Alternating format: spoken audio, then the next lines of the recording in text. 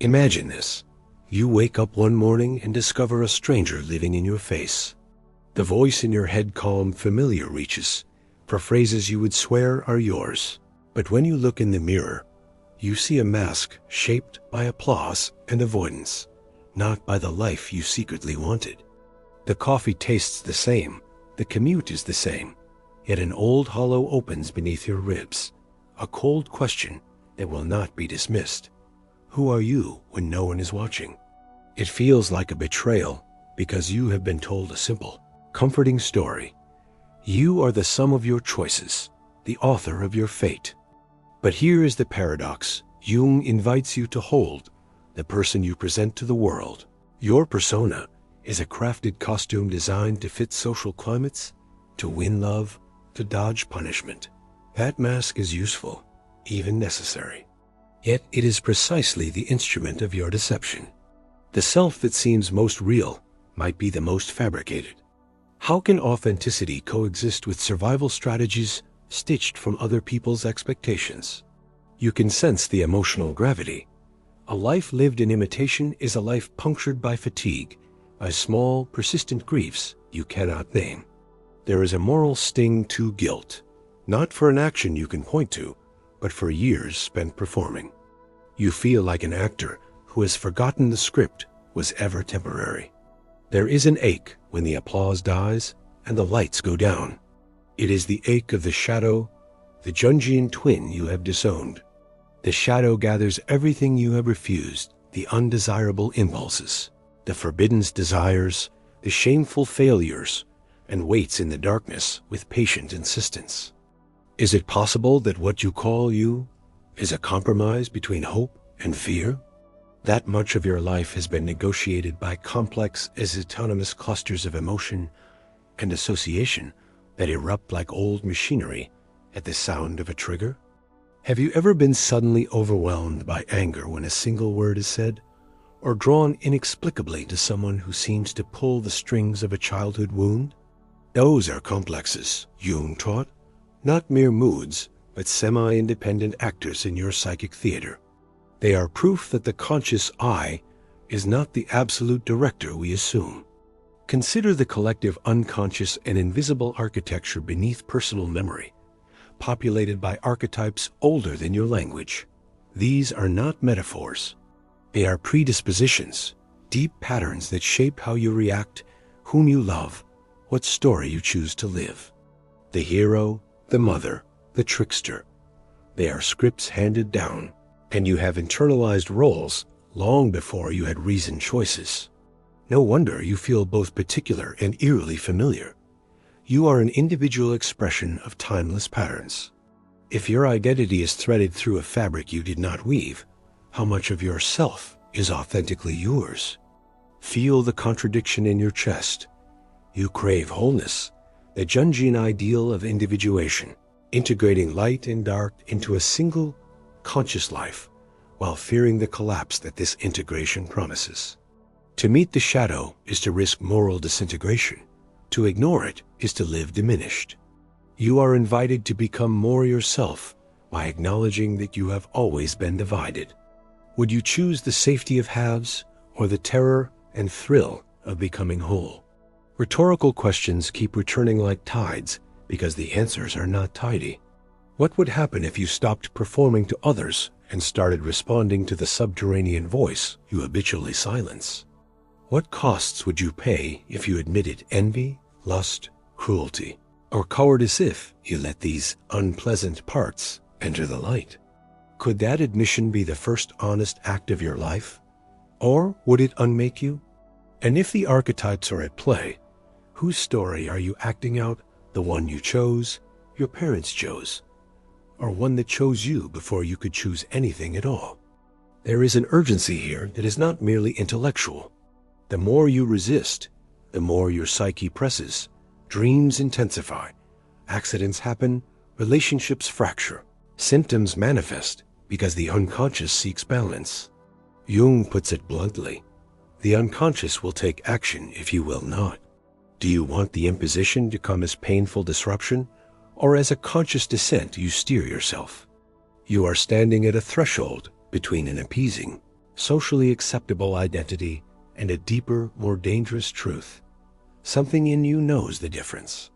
The choice is not between being good or bad, but between being whole and being a caricature.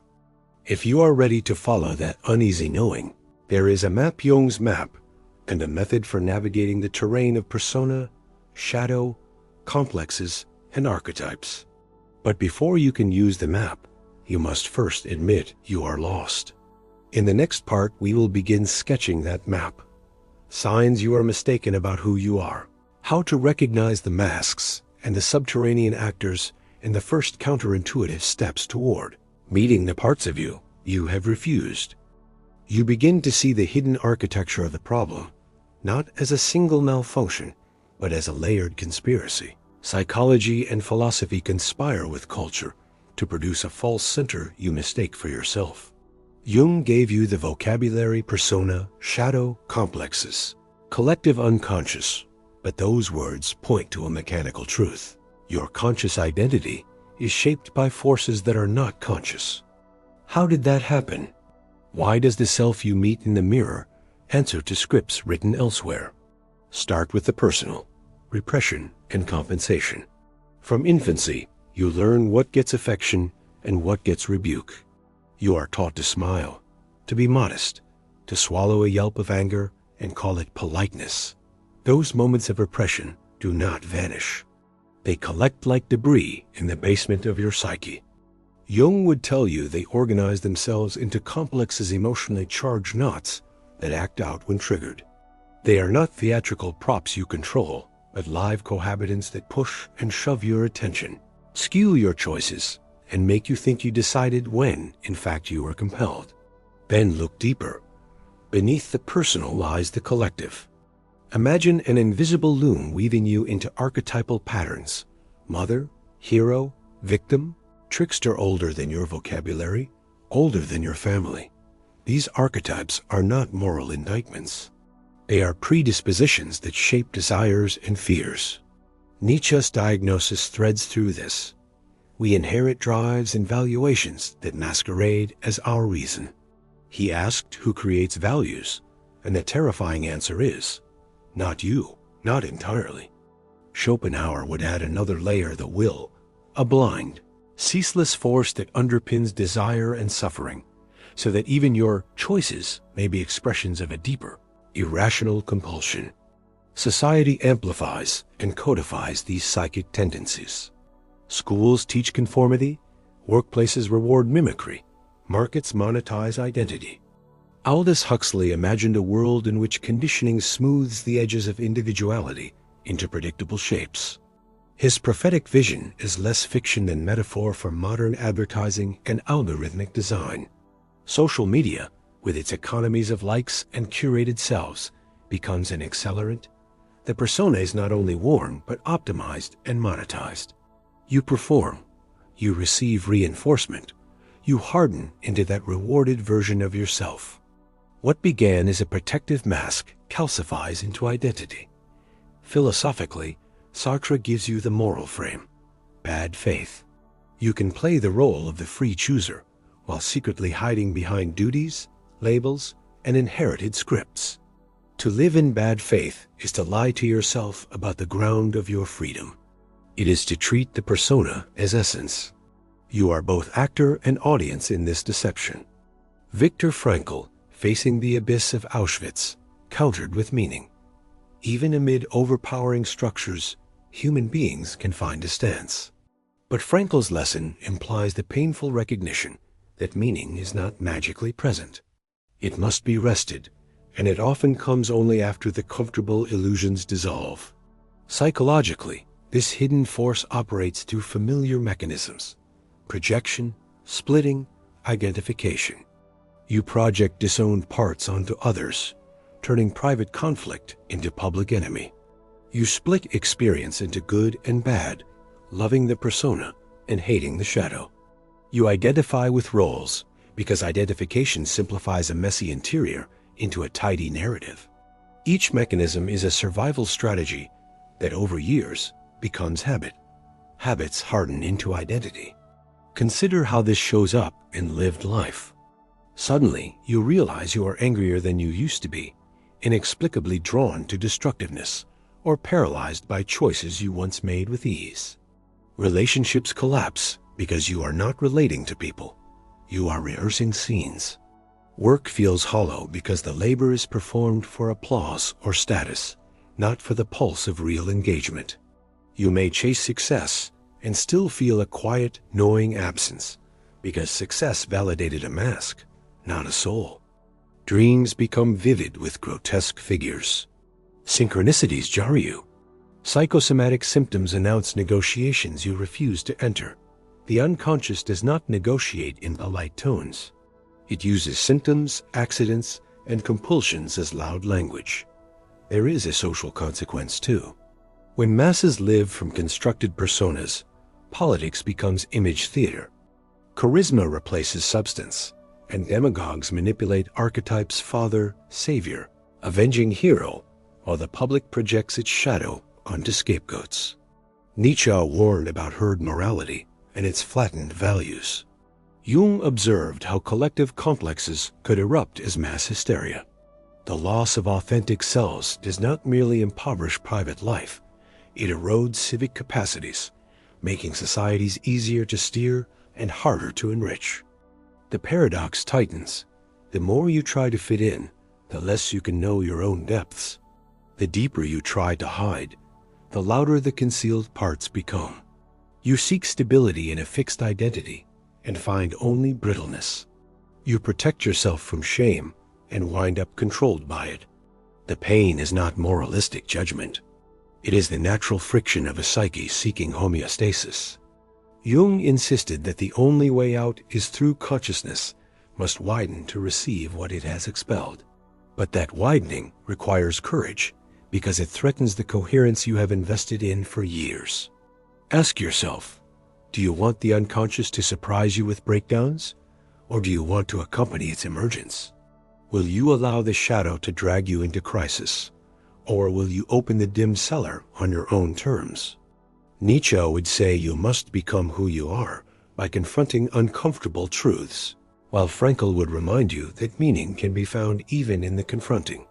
Schopenhauer's bleakness warns that desire will persist, but Jung offers a method, individuation, an uneasy, lifelong alchemy of confronting, integrating, and re-choosing. This hidden force is not merely explanatory. It is directive. It presses you toward change. The cost of ignoring it is not only inner unrest, but the slow stripping away of agency. Decisions made under the sway of complexes are not fully yours, and a life stitched from other people. Expectations is a life lived at risk of sudden unraveling. You now stand deeper within the narrative, with shadows lengthening, and choices narrowing to two stark paths: continued accommodation, which promises safety and numbness, or conscious descent into the underworld of the self, which promises rupture and perhaps a fierce, precarious wholeness. The door to that descent is ajar. Beyond it are examples and methods, but also the real threat, that some of what you discover will not be beautiful, that your identity may need demolition before reconstruction. Can you bear that knowledge? If you cannot, the unconscious will eventually make the choice for you, and then the consequences will be both more dramatic and less merciful. Imagine the mask calcifying overnight, so slowly you don't notice until it cracks a tooth on a glass of water. You think of consequences as events, breakups, promotions, illnesses, but the most dangerous consequences are those that remodel the interior architecture of your mind without so much as a tremor in your social calendar. What you call your decisions, your taste, your moral compass, these can be quietly colonized by invisible forces until you inhabit a house you never built. Think neurologically. Your brain rewards repetition. Dopamine doesn't care whether you rehearse sincerity or performance. It rewards prediction and the short-term certainty of approval.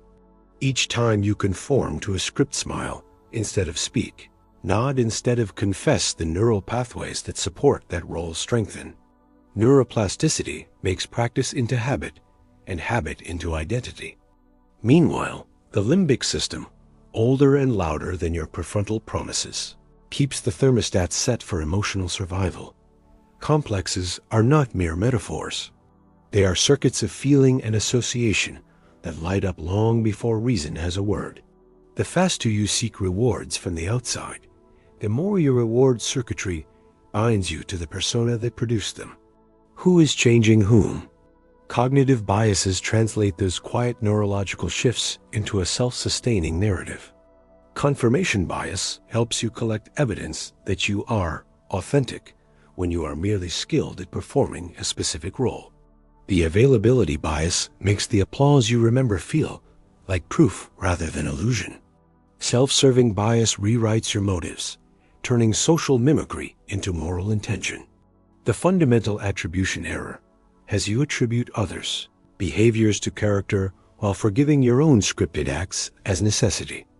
Dunning-Kruger whispers that competence equals essence, so you continue acting in a lane that feels mastered and thus true. Each bias is a brick in the edifice that convinces you, this is me. Cultural conditioning pours sandstone into the mortar. From nursery rhymes to corporate workshops, culture hands you a costume and offers applause in exchange for fidelity. Institutions reward predictability because predictability scales. Schools, markets, bureaucracies, social platforms prefer replicable behavior. Algorithms are modern matchmakers of the persona. They learn what wins you likes and feed you more of it, thereby accelerating the calcification. Advertising doesn't merely sell shampoo. It sells a resolved identity, an archetype, the competent mother, the rugged individual, the influencer who is also entrepreneur. You accept roles because they offer coherence in an incoherent world, but coherence can be a gilded cage. The consequences are both intimate and civic. On the level of body and mind, chronic dishonesty with yourself is stress that wears you down. The sympathetic nervous system stays keyed. Cortisol circulates, sleep frays. Psychosomatic symptoms appear where words fail. Dreams become theater of unprocessed conflict. Nightmares, accidents, illnesses, addictive behaviors. These are the unconscious speaking in a register the conscious self refused to learn. You think of these as separate problems: insomnia, substance misuse, anger, but they are symptoms of a system out of alignment. Relationally, the hidden self sabotages intimacy. You cannot be fully known because you are partially staged. People who love the persona cannot love the shadow you hide. Projection ensures your unowned parts become the traits you vilify in others, and soon your relationships are battlefields of scapegoating. You fall in love not with people, but with roles they fit: rescuer, admirer, adversary, and when the play ends, you are left with co-stars who are always strangers. Empathy erodes because empathy requires the risk of vulnerability, an invitation your persona avoids. Society pays too. When masses learn to perform identity as a social technology, politics becomes theater charisma, substitutes for moral depth, spectacle for substance. Demagogues exploit archetypal yearnings.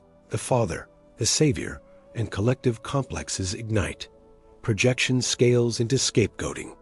Shadow qualities are attributed to entire groups, fueling polarization and the collapse of deliberative public life. Nietzsche's herd morality finds a modern engine. You don a role. You find comfort in sameness. You cheer for leaders who promise the script will continue. Jung watched how collective unconscious patterns could erupt as mass phenomena. Now the eruptions have new accelerants media ecosystems that monetize outrage and simplicity. There is a paradox that tightens like a noose. The more you shore up a false center for stability, the more brittle you become, and the more the unconscious demands release. The mind that refuses its disowned material breeds symptoms that demand attention in louder tones, breakdowns that masquerade as breakdowns of luck or circumstance. Jung's blunt insistence returns. The unconscious will take action if you will not. Do you want possession or encounter? Do you want to be surprised by your shadow through crisis, or to be surprised by your shadow through discovery. Urgency is not an abstract moralism. It is pragmatic survival. Autonomy erodes when your choices are puppet shows. Creativity withers because true novelty requires risk, and risk is what the persona schedules out.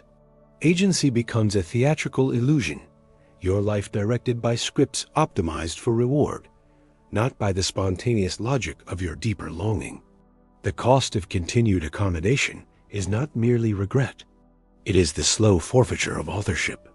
You may accumulate titles, likes, and commendations while losing the ability to feel what you truly prefer, to commit to what would make your pulse quicken rather than your profile impressive.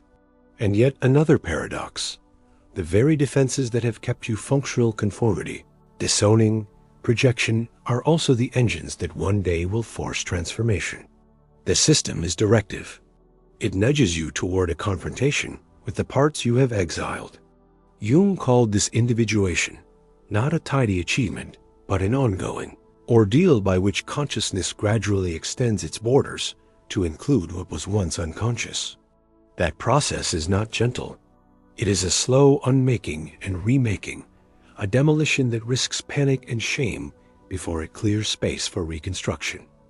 What happens if you refuse the summons? Sooner or later, the unconscious will rewrite a louder script. A sudden illness, an imploding partnership, a public collapse. These are not moral punishments, but the psyche's desperate dramaturgy. Would you prefer the loudness of crisis or the quieter terror of beginning while you can still guide the work?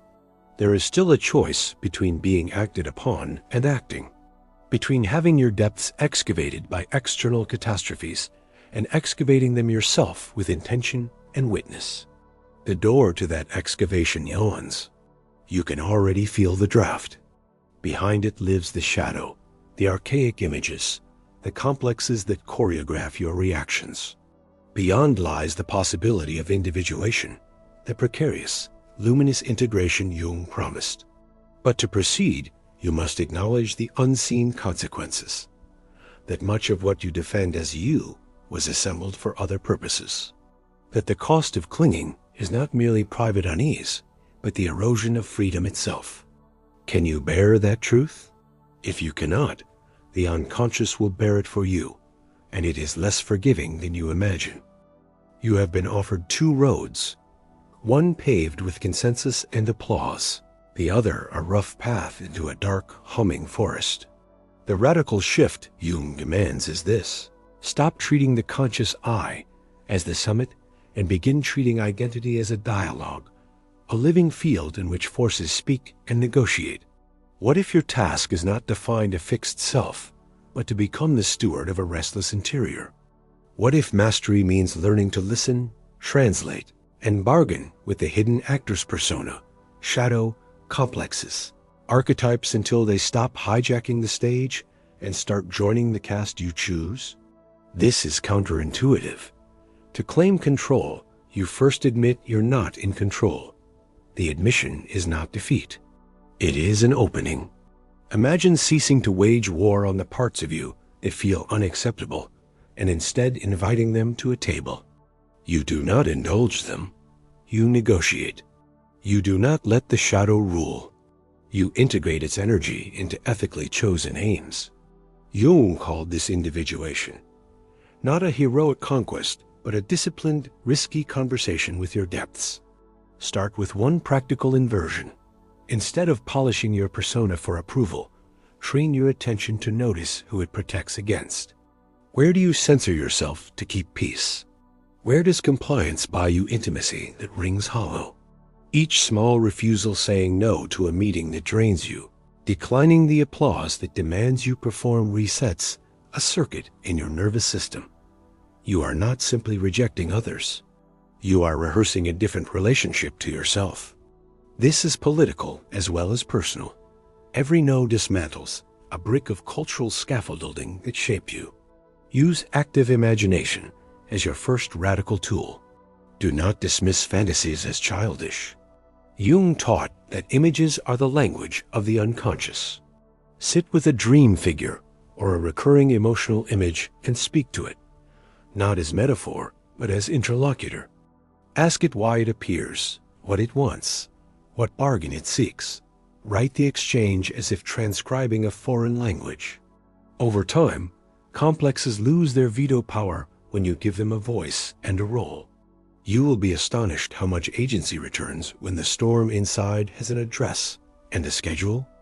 Another counterintuitive method: court voluntary discomfort. Socrates said the examined life requires austerity.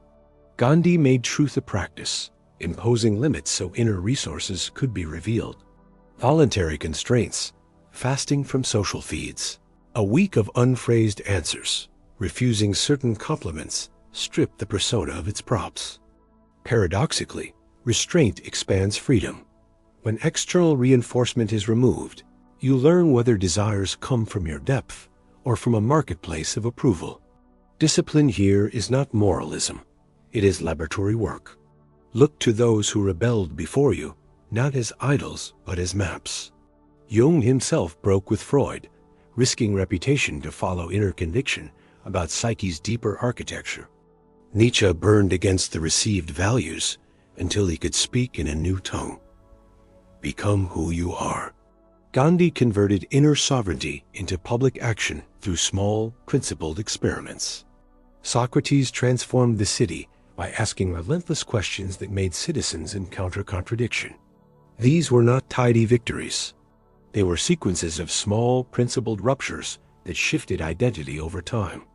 Change your narrative architecture. You have been living by someone else's plot lines: success, safety, likability. Begin to write different scenes.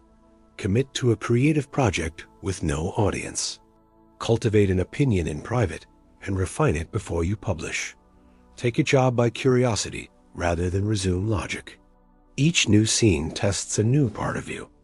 Resist the temptation to call this rebellion a single grand gesture.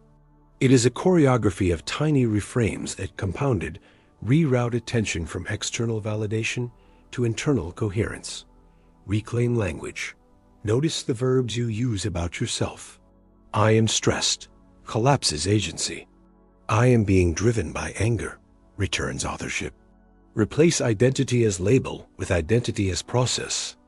Speak of feelings as visitors, complexes as characters, life as an apprenticeship. Language shapes the unconscious. Naming gives you a handle on what once ruled you blindly. Build rituals that resettle the psyche. Ritual is not superstition. It is a cognitive technology. Morning pages, dream journaling, a weekly shadow walk, where you purposefully think the unsayable. These are rites of pilgrimage into interior territory.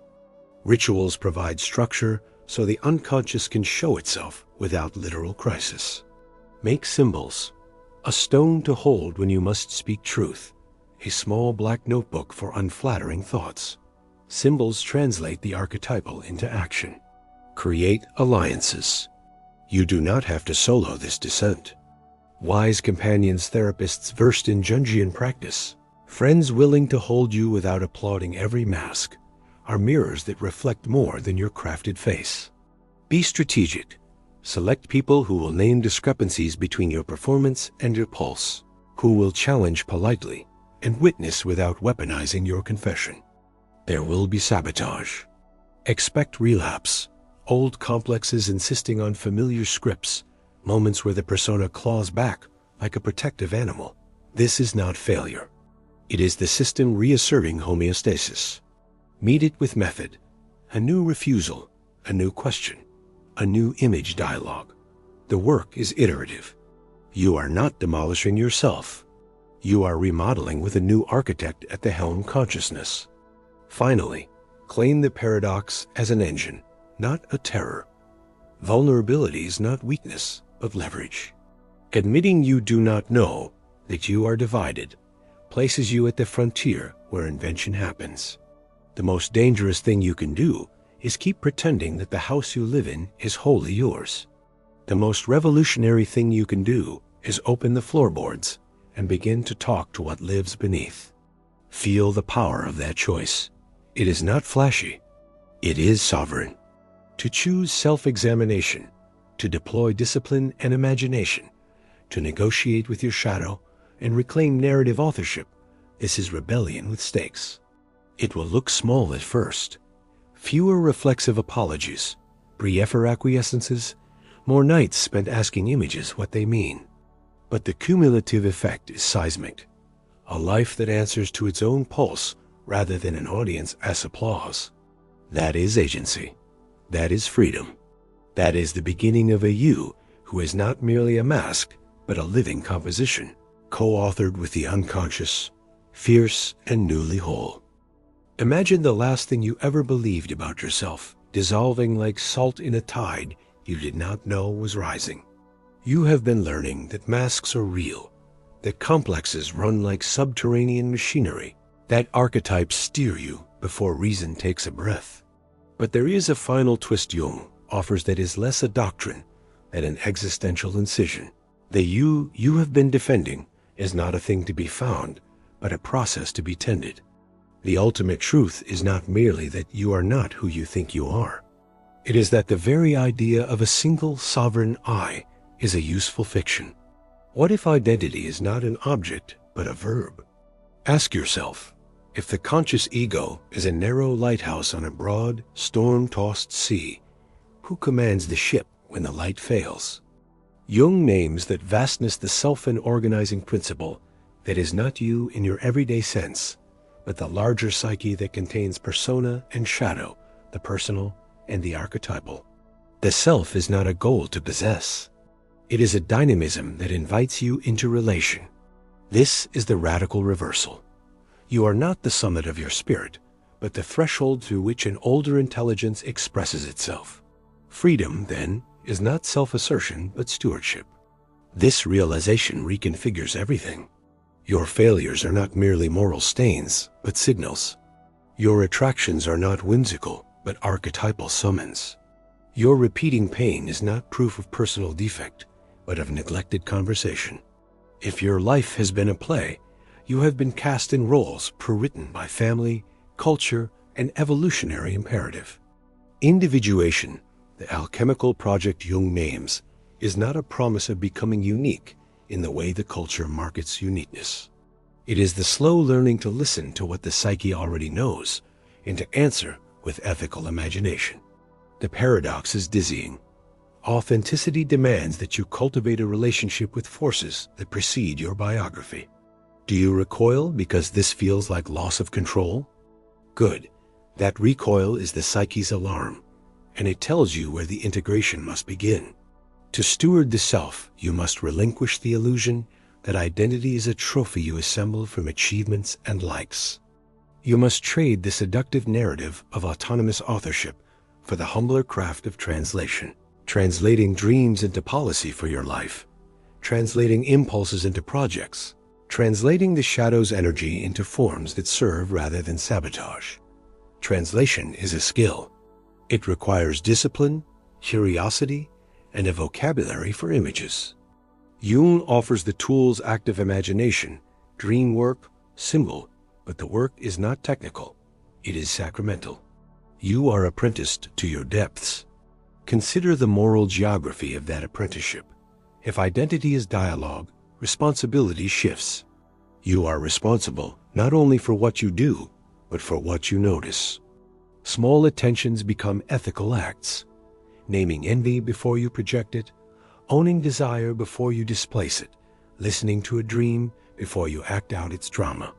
The archaic thought that the soul is a thing to be saved is replaced by a modern, terrifying competence.